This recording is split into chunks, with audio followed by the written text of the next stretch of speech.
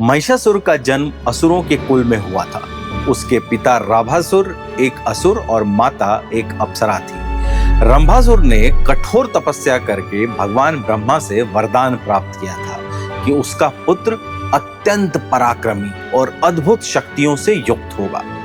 जब महिषासुर का जन्म हुआ तब उसका शरीर मनुष्य का था, परंतु उसमें महिष यानी भैंसे का भी रूप समाहित था। इसीलिए उसका नाम पड़ा महिषासुर। जैसे जैसे उसकी उम्र बढ़ी वैसे वैसे उसका बल और अहंकार दोनों बढ़ते गए। वह अद्वितीय योद्धा था और निरंतर तपस्या कर देवताओं से वरदान प्राप्त करता रहता था। अंततः उसने भगवान ब्रह्मा को भी प्रसन्न कर ही लिया और उनसे यह वरदान मांग लिया कि कोई भी पुरुष उसे मार न सके। ब्रह्मा जी ने उसे यह वरदान दे दिया। इसका महिषासुर के ऊपर बहुत ही गलत असर पड़ गया। उसके मन में यह विश्वास बैठ गया कि अब उसका वध असंभव है, क्योंकि देवता हो या दानव हो हैं तो सभी पुरुष योनि के ही। उसका खुराफाती दिमाग गलत रास्ते पर चला गया और वह तीनों लोकों पर शासन करने की महत्वाकांक्षा पालने लगा। महिषासुर का अहंकार 7वें आसमान पर पहुंच चुका था। उसने सबसे पहले देवताओं पर आक्रमण किया और देवराज इंद्र का सिंहासन छीन लिया। सूर्य, चंद्रमा, वरुण, वायु, अग्नि सभी देवताओं को हराकर उसने स्वर्ग से निकाल दिया। फिर देवताओं का स्थान असुरों ने ले लिया और महिषासुर ने अपने आप को त्रैलोक्यनाथ यानी तीनों लोकों का स्वामी घोषित कर दिया। उसके अत्याचारों की पराकाष्ठा ऐसी थी कि ऋषि मुनि अपने यज्ञ हवन तक शांति से नहीं कर पा रहे थे। पृथ्वी पर अराजकता छा चुकी थी। स्वर्ग असुरों के आधिपत्य में चला गया था और पाताल में तो पहले से ही दानवों का वर्चस्व था। देवता निराश होकर त्राही त्राही करने लगे। पीड़ा लेकर जाएं तो जाएं कहां। अंत में सभी ने मिलकर एक बैठक की और फिर सृष्टि के त्रिदेव यानी ब्रह्मा, विष्णु और महादेव के पास वो पहुंचे और अपनी पीड़ा सुनाई। देवताओं ने कहा, हे देवेश्वर, महिषासुर ने आपके ही दिए वरदान का दुरुपयोग कर हमें परास्त कर दिया है।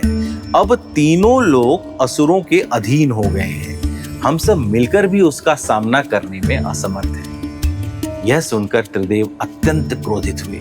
उनके शरीर से प्रचंड तेज निकलने लगा। यही तेज एकत्र होकर एक महाशक्ति में परिणत हो गया। यह तेज इतना प्रखर था कि 10 दिशाएं आलोकित हो उठी। इसी तेज से जगदम्बा दुर्गा का प्राकट्य हुआ। उनका रूप अत्यंत तेजस्वी और दिव्य था।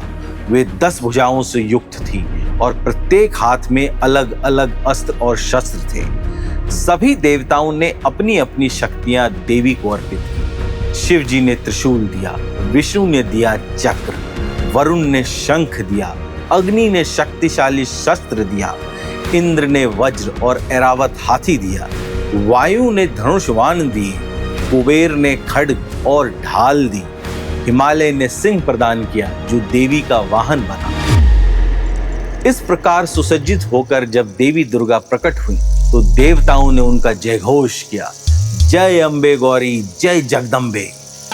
अब इस कहानी में वो समय आ गया था जब भीषण संघर्ष होने ही वाला था। अगर एक तरफ देवी दुर्गा थी तो दूसरी तरफ था एक दुर्दांत राक्षस। अगर देवी को देवताओं का वरदान प्राप्त था तो उस राक्षस को भी ब्रह्मा जी का आशीर्वाद मिला हुआ था। एक तरह से देखा जाए तो युद्ध देवताओं के बीच ही अपनी शक्तियों को लेकर होना था। निमित्त बस आदि शक्ति और महिषासुर बने थे। इससे पहले कि हम आगे की कहानी की गहराइयों में डूब जाएं, आप हमारा चैनल बजरबट्टू डिवाइन सब्सक्राइब करें और इस वीडियो को अपने दोस्तों और परिवार वालों के साथ शेयर कर लें। युद्ध भूमि तैयार थी। देवी ने महिषासुर को युद्ध के लिए ललकारा। महिषासुर पहले तो हंस पड़ा और बोला, हे देवी, क्या तुम जानती नहीं कि मुझे कोई पुरुष मार नहीं सकता?